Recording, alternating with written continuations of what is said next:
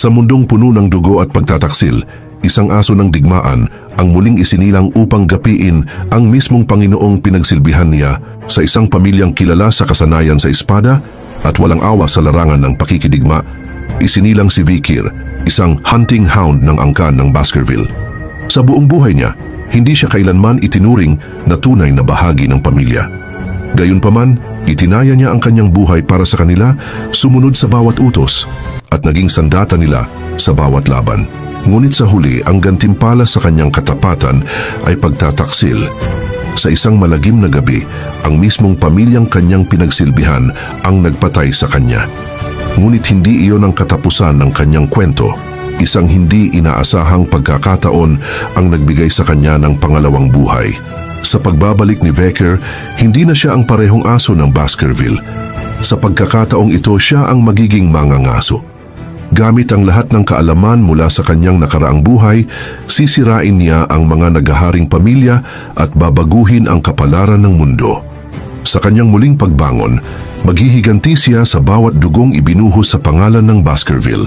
Ang digmaan ay nagsisimula na, ngunit ngayong pagkakataon siya na ang may hawak ng espada. Matapos ang kanilang pagtutulungan upang pabagsakin si Madam Eight Legs, sa wakas ay nagtagumpay silang talunin ang dambuhalang gagamba. Habang nakatayo si Lovegood malapit sa katawan nito, nanlaki ang mga mata ng grupo ni Hohenheim, hindi sila makapaniwala sa kanilang nasaksihan. Sa panig naman ng grupo ni Bakira, kasama ang triplets ng Baskerville, ay ganoon din ang reaksyon. Hindi rin sila makapaniwalang napabagsak nila si Madam Eight Legs. Ang lahat ng ito ay salamat kay Vicar. Sa kanyang huling tira gamit ang palaso, tuluyan niyang pinabagsak ang sakim na si Madam Eight Legs. Sa mismong sandaling yon, idineklara na patay na ang halimaw, at bumalik na sa normal ang sistema ng Magic Tower. Dahil dito, na-teleport sina Vicar at Sinclair pabalik sa Magic Tower, kasabay ng pagbalik ng sistema matapos ang paligsahan. Lahat ng mga estudyante ay ligtas na nailipat pabalik sa lobby. Natuwa ang mga estudyante ng Colosso Academy dahil muli silang nagkaisa kasama ang iba pang mga estudyante at propesor. Habang nagkakaguluhan sa tuwa, nagmadali silang lapitan si Vicar. Sa kabutihang palad, wala ni isa man sa kanila ang malubhang nasugatan sa gitna ng kaguluhan. Nagulat si Vicar nang biglang yamakap si Piggy sa kanya habang umiiyak. Ang lahat ng nangyari ay tila isang himala, isang pambihirang pangyayari na naganap sa tulong ng 10 bayani. Pagkatapos ng paligsahan, inanunsyo na ang University League rankings. Ang una ay si Hohenheim, pangalawa si Jurassico Bakiraga, pangatlo si Melanie Lovegood, pang-apat si Dolores Lunco Valdez, pang-5 si Highborough Le Baskerville, pang-6 si Middleborough Le Baskerville, pang-7 si Lowborough Le Baskerville, pang-8 si Vicar, pang-9 si Sinclair, at pang-10 si Grenwell de Leviathan. Ang ilan sa mga nakapasok sa top 10 ay kadalasang mga nasa unang taon pa lamang, mga estudyante ng Colosso Academy na lumaban kay Madam Eight Legs. Dahil dito, ikinagulat ng lahat ang naging resulta ng laban. Ayon sa opisyal na investigasyon, ang gagambang si Madam ay isang S-rank na halimaw. Maging ang mga dagdag na mata o surveillance magic na ipinadala sa lugar ng paligsahan ay naputol dahil sa sobrang pagkarga sa sistema. Ang pinakamalakas na tao sa paligsahan ay halos isang mage lang sa ika-4 na antas. Kahit pa mababang antas lamang ang lahat ng 10 estudyanteng nagtapos sa labanan, matagumpay nilang napabagsak ang isang S-rank na halimaw. Dahil dito, maraming opisyal ang nagduda sa naging kinalabasan. Ayon sa mga ulat, sumabog ang sahig ng arena at may pagkakataong lumitaw kung saan naging epektibo ang mga atake ng mga estudyante. Sa huli, sinabi ng mga opisyal na ang pagkatalo ni Madam ay dulot lamang ng isang aksidente. Ang tunay na anyo ng halimaw ay isang pagkakamali sa pagkalkula ng sistema. Sa harap ng lahat, yumuko si Long White Bearded Whale, ang namamahala sa paligsahan ngayong taon at kasalukuyang Panginoon ng Magic Tower. Inamin niya ang kanyang pagkakamali at nangakong gagawin ang lahat ng makakaya upang maayos ang kompetisyon. Idineklara rin niyang siya ay magbibitiw sa kanyang posisyon pagkatapos ng paligsahan. Isang opisyal na paghingi ng tawad ang inilabas, na siyang nagtapos sa insidente.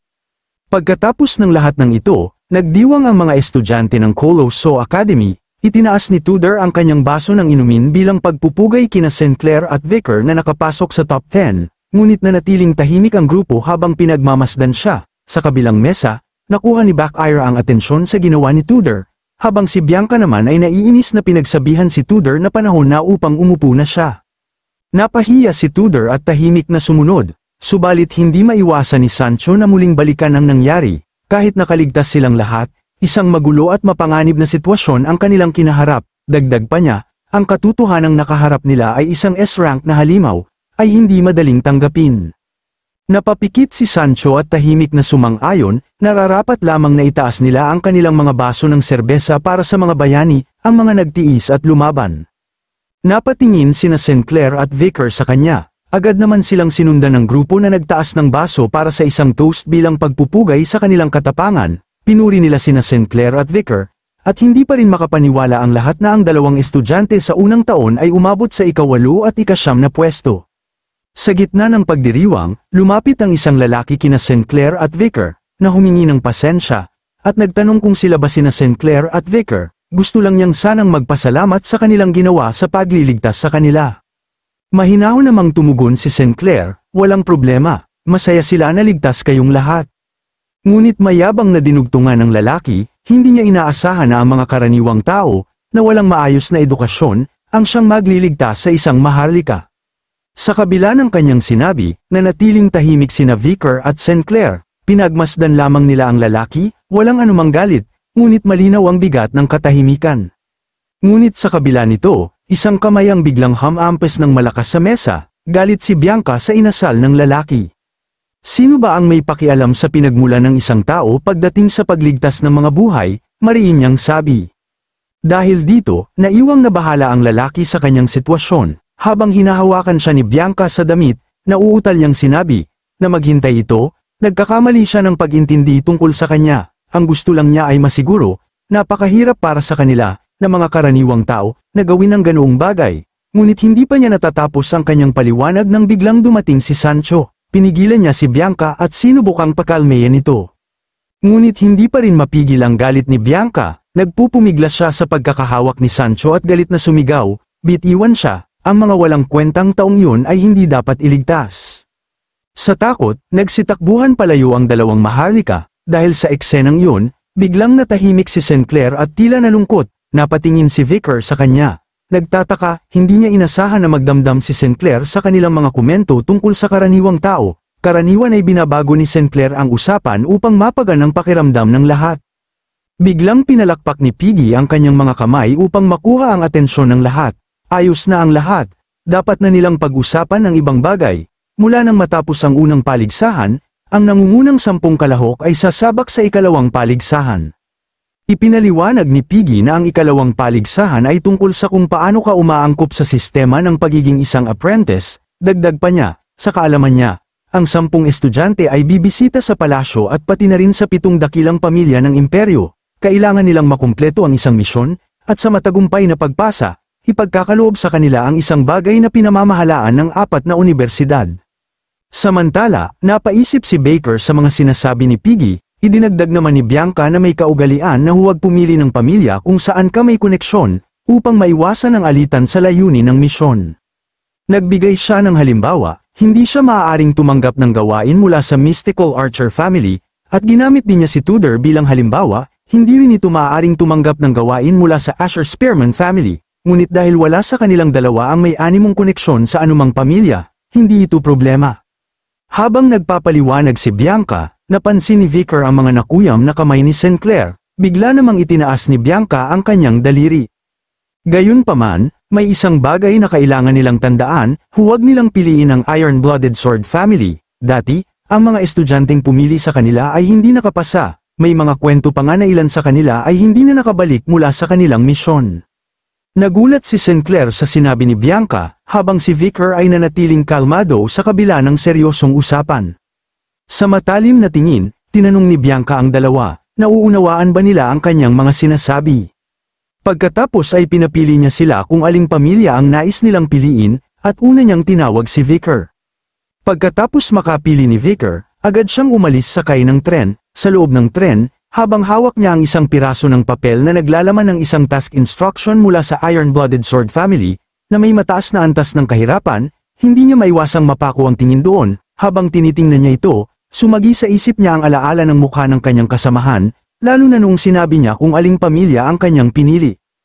Hindi niya alam kung ano na ang nangyayari sa loob ng pamilya, ngunit ayon sa mga usap-usapan sa bayan, kilala ang mga Baskerville sa pagiging baliw at uhaw sa dugo.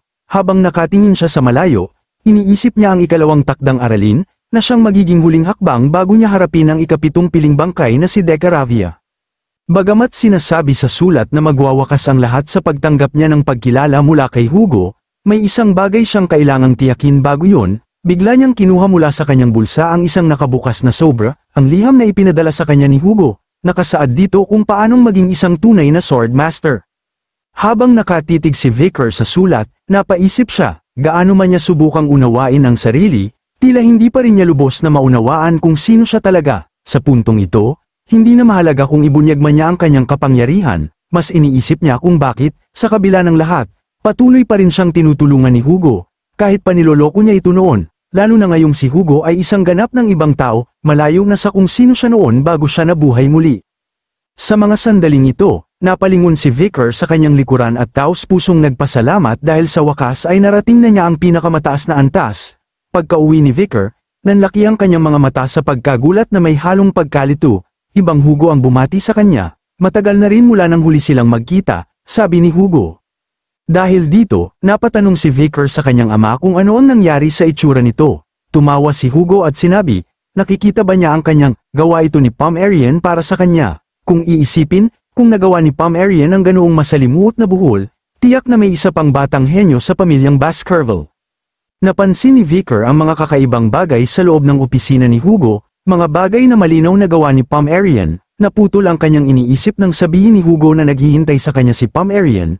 Ngunit sobrang antok na raw ito kaya dinala siya ni Barrymore sa kama. May halong pag-aalangan nang sinabi ni Hugo na lumipas na ang panahon ni Pomeranian, kung saan dapat ay masiyahan na lamang ito sa mga simpleng bagay sa buhay. Gayunpaman, pinipilit pa rin ni Pomeranian na gawin ang mga ito para sa kanya bilang isang lolo, dahil hindi niya naranasan ang mga pangunahing bagay noong siya ay bata pa. Tahimik na nakinig si Vicar sa mga sinabi ni Hugo, maya-maya, inilapag niya ang isang sulat, ang liham na dati niyang ipinadala sa kanyang kapatid na si Osiris upang ipadala sa kanya. Ibinigay niya ito kay Hugo, sabay tanong kung kailan niya nalaman na tinatago niya ang kanyang kapangyarihan. Napapikit si Hugo bago ipaliwanag na sa oras na marating ng isang tao ang pinakamataas na antas, kaya na nitong makita ang mga bagay na hindi kayang makita ng karaniwang tao. Habang inilalapag ni Hugo ang kamay sa mesa, sinabi pa niya na kaya niyang maramdaman ang mga bagay gamit ang kanyang mga pandama. Kahit hindi niya gamitin ang kanyang mga mata, sigurado siyang alam na rin yun ni Vicar ngayon. Sa narinig, biglang napakuyom ng mga kamao si Vicar, naalala niya ang matinding puot, ang pagkasuklam, at ang paghihiganti na matagal niyang kinimkim para kay Hugo. Napaisip siya, pinagmamasdan lang ba siya nito sa lahat ng oras, sinusukat kung gaano siya kalakas, at kung ano ang kanyang kayang gawin sa landas na tinahak niya. Naputol ang kanyang pag-iisip nang biglang sabihin ni Hugo na ngayon lang niya napansin si Vicar, dahil abala siya kanina. Nagulat si Vicar sa sinabi ni Hugo, na bagay sa kanya ang uniforme ng paaralan. Masaya namang tinanong ni Hugo kung masaya ba si Vicar sa kanyang buhay sa paaralan. Hindi maiwasang malito ni Vicar sa mga nangyayari, ngunit dahan-daang sumilay ang isang ngiti sa kanyang labi. Sa isip niya, sa unang pagkakataon, kausap niya si Hugo hindi bilang kanyang Panginoon, kundi bilang isang miyembro ng pamilya. Karaniwan, palaging mula sa pananaw ng isang bloodhound o bilang isang patriarka ang pakikitungo nito sa kanya. Ngayon lang niya naramdaman na tinitingnan siya ni Hugo bilang isang anak, at masaya si Vicar sa pangyayaring yun. Gabi noon at nagniningning ang mga bituin sa kalangitan. Binanggit ni Hugo na may mabuting balita siyang sasabihin kay Vicar, at makikita sa itsura ni Hugo may kakaiba sa kanya. Habang naglalakad silang dalawa sa pasilyo, naiintriga ang ating bida kung ano kaya ang balitang ito. Kitang-kita sa mga mata ni Hugo ang tuwa. Tumango siya at ngumiti, at saka isiniwalat na ginawa niya si Vicar bilang isang senador.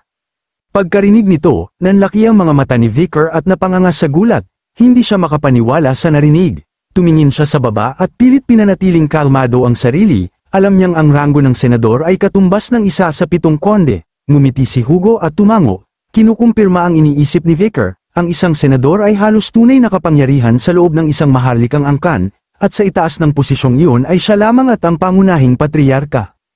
Napuno ng kuryosidad ang isipan ni Hugo, ipinatong ang kamay sa kanyang baba at nagsimulang mag-isip, marahil ay iniisip pa ang halos 100 taong kasaysayan ng pamilya, si Vicar ang pinakabatang senador na kailanman ay naitalaga.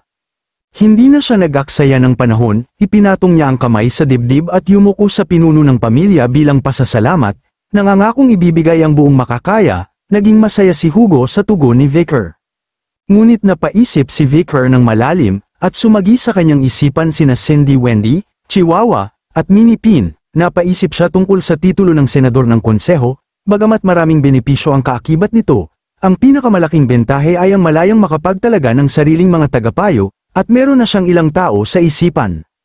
Tumingin si Vicar kay Hugo at sa mahinaong tinig, nabanggit niya na narinig niyang maraming nahihirapan ngayon dahil sa mga kapritsyo ni Pomeranian. Nagsimulang manginig ang kamay ni Hugo, iniwas ang tingin, at naalala niyang ang pagpapalaki ng bata ay isang proseso talaga, ngunit sa kabila nito, mas malaki pa rin ang saya na naidudulot ng kanyang apong si Pomeranian. Natuon ang atensyon ni Vicar kay Hugo, puno ng gulat at pagkalito, hindi niya inasahan ang mga ito, napatingin sa baba si Hugo, at hindi napigil ang makaramdam ng halo-halong emosyon. Isang gabi, habang nagbabasa ng libro si Pomeranian, nilapitan niya ito at may mabait na ngiti. Tinanong kung gusto nitong maglaro sila, ngunit malamig ang tugon ni Pomeranian, kailangan daw niyang magbasa, at maglaro na lang mag-isa si Lolo. Napuno ng kalungkutan ang mga mata ni Hugo, ibinunyag niyang nitong mga huli, bihira na siyang yayain ng apo na maglaro, lumalala ang kanyang pag-aalala habang nakikita niyang nagkukulong ito sa isang sulok at nagbabasa mag-isa. Hinawakan ni Hugo ang tirentas ng kanyang buhok at tiningnan ang lasong nakatali roon, isang laso na ginawa pa mismo ni Pomeranian para sa kanya. At hindi niya ito inaalis, umaasang baka bigyang pansin pa rin siya. Alam ni Hugo na kung hindi nalaman ni Pomeranian na darating si Vicar, hindi ito lalabas ng kanyang kwarto. Nanlaki ang mata ni Vicar sa gulat at pag-aalala, alam niyang seryoso ang sitwasyon, at talagang nababahala ang kanyang ama. Napahawak si Hugo sa kanyang noo, at napabuntong hininga, ang tanging hiling niya ay sana hindi pa dumaan sa pagdadalaga si Pomeranian. Biglang may narinig silang sigaw mula sa kwarto ni Pomeranian, agad na nag-alerto sina Vicar at Hugo, hindi alam kung ano ang nangyayari, sa mata ni Hugo ay bakas ang pag-aalala habang binuksan ang pinto ng kwarto, hindi niya ibinaba ang depensa, alam niyang hindi ito pangkaraniwan. Sa loob, naroon si Pomeranian, nakaupo sa sahig at nagbabasa ng isa sa kanyang paboritong libro, may ngiting abot tainga, wala pala siyang panganib, sa sobrang hilig niya sa pagbabasa, may bundok na mga libro sa paligid niya. Nang marinig ang boses ni Hugo, lumingon si Pomeranian na may pagkamausisa, di alam ang nangyayari, nakahinga ng maluwag si Hugo at ngumiti, sinabing andito na ang kanyang lolo at tinanong kung ano ang natuklasan niya at mukhang masaya siya, pinagmasdan siya ni Vicar na may masayang ekspresyon. Yumuko si Hugo upang buhatin si Pomeranian, ngunit tumakbo ito at niyakap si Vicar, tinanong siya kung bakit siya natagalan, at inamin na namiss niya ito, ngumiti si Vicar, hinaplos ang kanyang ulo at humingi ng paumanhin sa pagdating ng huli, napagtanto niyang matagal na pala siyang hinihintay ng bata. May kumpiyansang ngiti si Pomeranian at sinabing palagi siyang naghihintay kay Vicar, bakas sa mukha ni Hugo ang lungkot nang mapansin na hindi na siya pinapansin ng kanyang apo.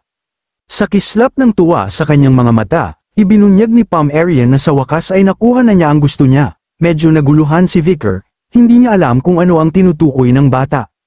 Binuksan ni Pomeranian ang isa sa mga librong binabasa niya, may larawan ito ng isang puno, ipinakita niya ito kay Vicar at sinabing gusto niya ito, natuon ang pansin ni Vicar sa punong iyon. Ito ang puno ng mga espiritu, ayon sa sabi-sabi, ang kataas-taasang ginoo ng Salamanca, si Zercy Morgue, ang nagtanim nito sa kailaliman ng kabundukang Le Rouge et Le Noir, sa disyerto ng puti na asin, isa itong punong mana na umuugat sa puso ng isang mangkukulam, at lumalago sa pamamagitan ng pagkain ng karma ng mga kaluluwa. Ang kondisyon upang tumubo ang buto nito ay ang maramihang kamatayan. Sa pagkain ng bunga mula sa puno ng mga espiritu, maaaring makuha ang kapangyarihan mula sa mga espiritong nagsilbing pataba nito. Sinimulang pagmasdan ni Vicar ang punong iyon, at napuno ng pagtataka ang kanyang isipan nang makilala niya ang puno ng mga espiritu, isang punong mula sa mundo ng mga larawan na lumilitaw lamang sa mga alamat. Napaisip siya kung ito ba ang matagal nang hinahanap ni Pomeranian, sa gitna ng napakaraming libro at nilalaman. Habang ipinapakita niya ang libro, nagsimulang magpakita ng malambing na ekspresyon si Pomeranian, at sinabi niyang gusto niya ang punong yun. Alam ni Vicar na hindi lang simpleng pagkahumaling ang dahilan ng kagustuhan nito sa nasabing artifact, may angking talino si Pomeranian sa itim na Salamanca, kaya't malinaw na tila sinadya ng tadhana na maakit siya rito. Bago pa man makapagdesisyon si Vicar, tumayo si Hugo at nakuha ang kanyang atensyon. Lumingon si Vicar at hindi naiwasang makaramdam ng pagkalito. Makikita sa mga mata ni Hugo ang kumikislap na determinasyon habang nakatitig kay Vicar. Sinabi niya na hindi man niya alam kung ano ito. Ngunit kung ito ang ninanais ni Pomeranian, kailangang makuha ito, anuman ang maging kapalit. Sa ganoong paraan, matuturing natapos ang misyon. Nagpakita ng naguguluhang tingin si Vicar, nababaliw na yata siya. Gayunpaman, naunawaan niya at tinanggap ang utos, isa itong kautusan mula sa Ironblood Sword Family, kailangan niyang makuha ang puno ng mga espiritu, isang napakahirap na gawain. Ilang araw ang lumipas, nagtungo si Vicar sa taas pito sa kanlurang kagubatan sa harapan ng kabundukang ng Le Rouge et Lenoir Mountain, sinimulang maglakad ni Vicar sa mga palumpong habang iniisip ang nabasa niya sa libro, na ang lugar kung saan matatagpuan ang puno ay limitado lamang, sapagkat sa kabundukang ng Le Rouge et Lenoir Mountain ay may iisang disyerto lamang, ang disyerto ng puting asin. Gayunpaman, labis ang kanyang pagdududa sa pag-iral nito. Bago siya bumalik, napagtanto niyang halos walang impormasyon tungkol sa puno ng mga espiritu, itinuturing itong isang alamat, itinanim ng isang mitolohikal na nilalang sa panahong walang nakakaalam. Iniunat ni Vicar ang kanyang kamay at itinuon ang pansin sa espada na si Beelzebub. Pagkatapos ng lahat, ganito rin ang naging sitwasyon ng espada na wala din siyang alam, kaya't posibleng ang umiiral ang puno. Napabuntong hininga si Vicky, sa damit ng ating binata ay naroon ang anak ni Madam Spider, galit na galit ito. Nagtaka siya at nainis, gaano pa katagal balak ng maliit na gagamba na ito na umasta ng ganito. Muling pinaalala ni Vicar na sa huling pagsusulit, ang biglaang pagkilos nito ay nagdulot ng kapahamakan sa mga taong nasa paligid. Dahil dito, upang maiwasan ang anumang aksidente sa pagtutuos ng paghamak sa kamatayan, kinailangan niyang ikulong ito sa loob ng harang ng singsing. Ngunit galit na galit ang munting gagamba. Sinimulang haplasin ni Vicar ang kanyang pisngi habang inaalala ang labang pinagdaanan ng mga estudyante laban kay Madam Spider. Siyempre, siya rin ang naging sanhi ng kaguluhang yun, kaya't wala rin siyang masasabing kapalit. Hindi nagtagal, nakarating na si Vicar sa Malatar, ang disyerto ng asin. Maingat na nagmasid si Vicar at nakita ang maraming bangkay ng mga hayop na unti-unti nang nabubulok. Lumuhad siya at hinipo ang asin, at agad nang hina ang kanyang kamay. Parang sinipsip ng asin ang lahat ng tubig sa kanyang katawan. Nang hindi na mag-aksaya ng oras, sinubukan niyang ipatong ang kanyang kamay sa asin at kumislap ang kanyang mga mata sa gulat, dahil gaya ng inaasahan, mabilis na nawawala ang kahalumigmigan sa kanyang katawan. Tumayo si Vicar at nalubog sa pag-iisip, inalala ang kasaysayan ng lugar na ito. Matagal nang nabuo ang disyertong Malatar, nang ang mga luha ng isang Diyos ng kasamaan ay nagpapatuyo sa lupa. Sa sobrang matinding tagtuyot nito, sinisipsip nito ang kahalumigmigan mula sa lahat ng kanyang nadadampian, at naging dahilan ng pagkakabuo ng napakaraming mummy mula sa mga nilalang. Nakatutok ang pansin ni Vicar sa kanyang kamay, kahit may impormasyon na ang puno ng mga espiritu ay narito, ngayon ay naunawaan niya kung bakit walang sino mang nakahanap nito. Sinimulan niyang pagmasdan ang mga bangkay ng mga hayop at napagtanto na kahit isang normal na tao, o isang nilalang na may mahika, ay hindi kayang tumawid sa disyertong ito. Mamamatay sila sa matinding pagkauhaw sa mismong sandaling tumapak sila sa disyerto. Isinuot ng ating bida ang kanyang kapa, at habang kumikislap ang kanyang mga mata sa kumpiyansa, nag-concentrate siya. Sa isang kisap mata, pinanumbalik ni Vicar ang nawalang kahalumigmigan sa kanyang kamay gamit ang pagpapala ng ilog sticks at ang muling buhay na kapangyarihan ng Swamp Marsh Salamander's Regeneration. Talagang kaya niya ito. Bumaba si Vicar sa disyerto ng asin at nagsimulang maglakad patungo sa kanyang destinasyon. Mahigit 2 oras na siyang naglalakad. Nang bigla niyang maramdaman ang kakaibang pakiramdam sa kanyang kaliwang tuhod, inayos niya ang kanyang kapa at kumislap ang kanyang mga mata. Tanda ng babala, gaya ng hinala niya, mali na umasa lamang sa mga impormasyong galing sa aklat. Kung magpapatuloy siya sa ganito, baka hindi na siya makalabas pa ng disyerto. Bigla siyang napatigil sa isang bagay na nakakuha ng kanyang atensyon, at nanlaki ang kanyang mga mata sa gulat. Isang malakas na buhawi ang biglang lumitaw sa harapan niya, isang bagyong buhangin. Napamura siya sa ilalim ng kanyang hininga, nagtataka kung saan ito biglang nanggaling, dahil ni hindi man lang niya ito naramdaman na papalapit. Tumabi siya upang umiwas sa daraanan ng buhawi, ngunit hindi umubra ang kanyang plano. Unti-unti, papalapit ng papalapit ang buhawi sa kanya, may determinasyong ekspresyon. Sinabi niya sa munting gagamba na huwag lalabas hanggat hindi niya sinasabi na ligtas na, sabay babala na mapanganib ito. Sa takot, nagtago ang munting gagamba sa loob ng kanyang damit. Hinugot ni Vicar ang kanyang espadang Beelzebub at pinuno ito ng mana. Alam niyang upang hindi siya mabura ng walang bakas, kailangan nilang labanan ang bagyong buhangin gamit ang mas malakas na puwersa. Nag-concentrate siya at ginamit ang 7th technique ng mga Baskerville. Sa kabuong lakas na pinalaslas ang espada, isang makapangyarihang hiwa ang unti-unting sumulong patungo sa bagyo. Habang papalapit ang bagyo, mariing kinuyam ni Vicar ang kanyang mga ngipin, at nagsimulang mag-iwan ng maliliit na sugat sa kanyang mukha ang buhangin, dumugo ang kanyang balat, nang makita ito ng munting gagamba, na puno ng lungkot at pag-aalala ang kanyang mga mata, hindi niya alam kung ayos lang ba si Vicar. Gumana ang atake ni Vicar, dahil hindi nagtagal ay nagsimulang maglaho ang bagyo, nasira ang kanyang suot na salamin at nahulog sa lupa, mariin niyang kinuyam muli ang kanyang mga ngipin sa galit, hindi pa man niya nakikita ang puno ng mga espiritu, ganoon na agad ang pagsalubong sa kanya, hindi niya alam kung paano tutugon. Samantala, nanginginig sa takot ang munting gagamba, nakatutok si Vicar sa kanya, umaasang buhay pa ito, patuloy ang panginginig nito. Kaya't ngumiti si Vicar at sinabing tapos na ang lahat at maaari na siyang lumabas, tinatanong kung bakit siya ganoon.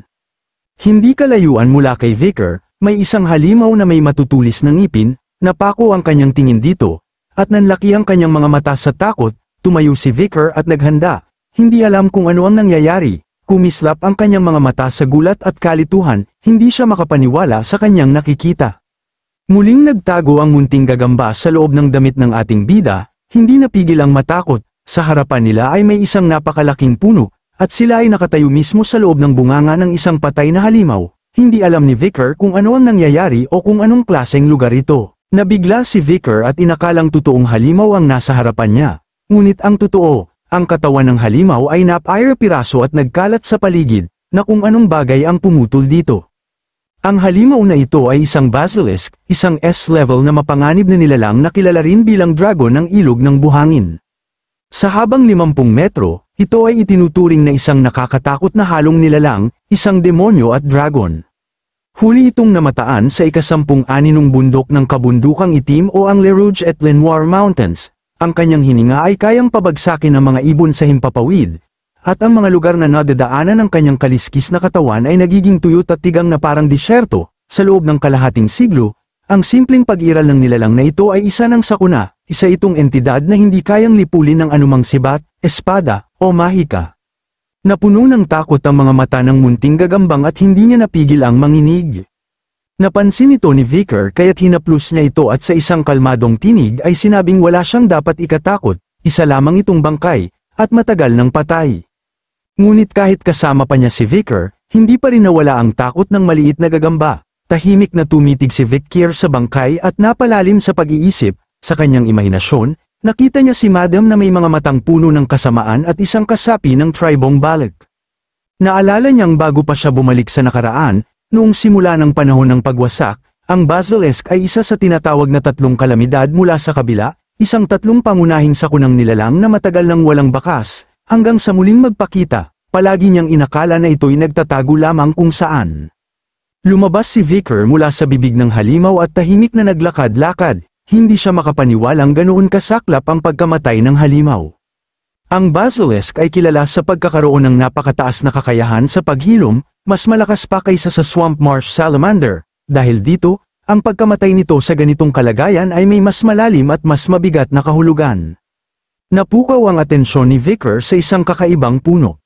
Nagsimulang umihip ang hangin, may paparating na bagyong buhangin, habang seryosong tinititigan ni Vicar ang puno, ang tanging ibig sabihin lamang nito ay mayroong isang nilalang o bagay na may kakayahang pumatay ng isang S-class na halimaw na halos di namamatay. Sa tingin ni Vicar, ang itsura pa lamang ng lugar na ito ay sapat na upang maghatid sa kanya ng takot. Ang espasyong ito ay may mas mataas na antas ng mahika ng pagbaluktot ng espasyo at panahon, mas malakas pa kaysa sa mahika ng tore at sa hadlang ni Andromalius. Nagpasya si Vicar na siyasatin ito, habang nangyayari yun napansin niya ang isang kakaibang itim na tore, sa itaas ang puting disyerto ng asin, pakiramdam ni Vicar na sa loob ng puno ay may naiwan na kaluluwa. Lumapit siya sa puno at naisip niyang oras na upang buksan ang pintuan, dahan-dahan niya itong binuksan, pinapapasok ang liwanag ng araw sa madilim na lugar. Nagliliwanag ang kanyang mga mata sa determinasyon habang pinapawi ang alikabok sa pintuang matagal nang hindi nabubuksan, patunay na kakaunti lamang ang mga may tapang na pumasok. Sa sandaling yon, may isang makapangyarihan ngunit kakaibang mana ang biglang bumuga patungo kay Vicar, nanlaki ang kanyang mga mata sa gulat at pagkabigla. Habang patuloy na bumubulwak ang mana mula sa lugar, mariing kinuyam ni Vicar ang kanyang kamao at inilagay ito sa harap ng kanyang mukha, Bakas sa mukha ni Vicar ang pagkabahala, alam niyang hindi ito magandang pangyayari. Ang atensyon ng maliit na gagamba ay napako sa isang bagay na ikinagulat niya. Samantala, si Vicar ay napatingin sa lupa at ngumiti ng may kumpiyansa, nakaramdam siya ng isang negatibong mana mula sa isang hindi masukat na dimensyon, naisip niyang nasa tamang lugar nga siya. Nang tuluyang bumukas ang pinto, pumasok si Vicar, ang sahig ay punong-puno ng mga espada, at sa harap niya ay isang lalaki na nakaupo sa trono sa gitna ng mga ugat ng puno. Isa siyang kabalyero na may suot na itim na baluti at nakatarak ang espada sa lupa, siya ang pinagmumulan ng malakas at matinding mana.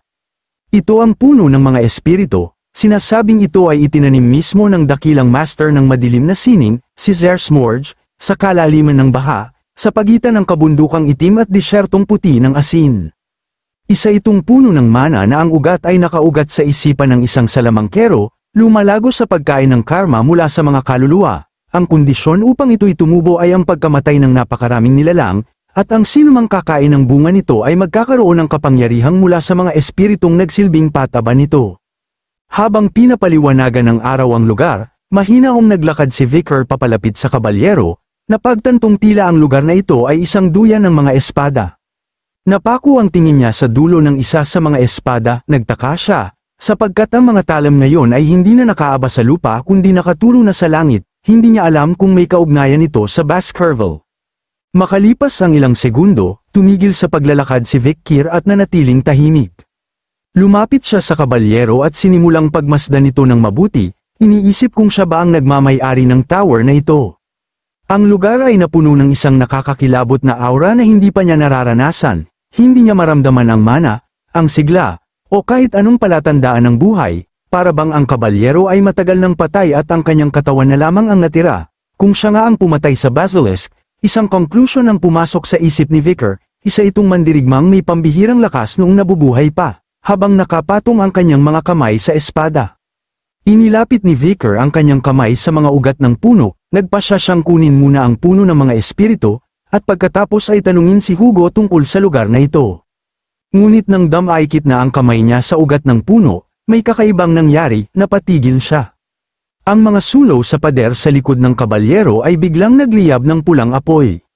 Maya-maya lang, isa-isang nagsimulang sindihan ang lahat ng sulong sa buong lugar. Nang mapansin ito, nanlaki ang mga mata ng munting gagamba sa takot, ramdam niya na may mali. Sa mismong sandaling yun, biglang nagsara ang pinto, at mas lalo pang lumala, unti-unting gumalaw ang kabalyero, na kanina'y mistulang isang walang buhay na kalansay. Mahigpit niyang hinawakan ang hawakan ng kanyang espada, hinawakan niya ang sandalan ng trono at nagsimulang tumitig sa lupa.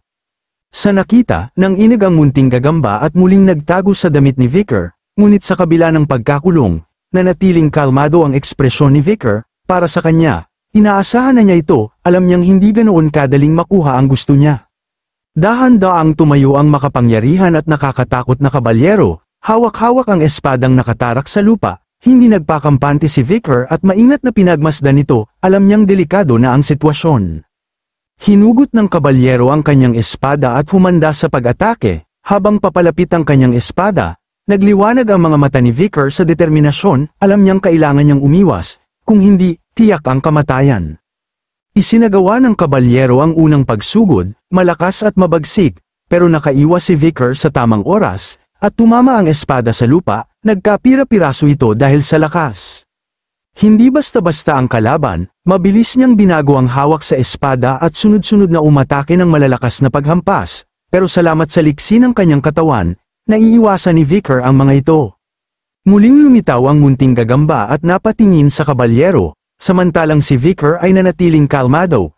Napansin niya na paulit-ulit at walang saysay ang galaw ng kabalyero. Isa itong mandirigmang wala ng sariling kalooban, umatake lamang sa sinumang nasa harapan. Habang naghahanda muli ang kabalyero sa panibagong pag-atake, lumapag si Vicar sa lupa, at sa halip na matakot, napuno siya ng pagkadismaya. Napangiti siya, inakala niya noon na isa itong tagapagbantay ng isang pambihirang lugar, pero ngayon, napagtanto niyang isa lamang itong pag-asang walang saysay. Inilabas ni Vicar ang kanyang pana at naghanda ng mana arrow. Puno ng katanungan ang kanyang isipan, paano nakakalaban ang kabalyero ng walang mana o kahit kapiranggat na sigla, pero alam niyang wala siyang oras upang mag-isip pa. Itinira niya ang mana arrow, at sinubukang tapusin ang laban sa isang tira. Paikat itong gumalaw na parang bala at dumiretso sa kabalyero. Ngunit bago ito tumama, tumitig sa lupa ang kabalyero, at natahimik. Pagkatapos ay tinaas ang ulo, nagningning sa kasamaan ang kanyang mata. Ginamit ng kabalyero ang unang teknik ng Baskerville, at sa buong lakas ay hamampes ng eksaktong tama, nahati ang mana arrow sa dalawa. Napakalakas ng tama kaya't sumabog ang mana sa paligid. Nanlaki ang mga mata ni Vicar sa gulat at takot, hindi siya makapaniwalang ginamit lang basta-basta ng kabalyero ang unang teknik ng Baskerville. Wala nang sinayang na sandali, tumalon ang kabalyero at muling humanda sa pag-atake, nangamba ang munting gagamba. Alam niyang hindi ito magandang senyales, mariing kinuyam ni Vicar ang kanyang mga ngipin, sigurado siyang kanina pa nagtatago ng tunay na lakas ang kabalyero, sumigaw siya sa munting gagamba upang muling magtago, panahon na para maging seryoso. Inilabas ni Vicar ang kanyang espada na si Beelzebub, at nagsimulang bumalat dito ang isang napakalakas na aura.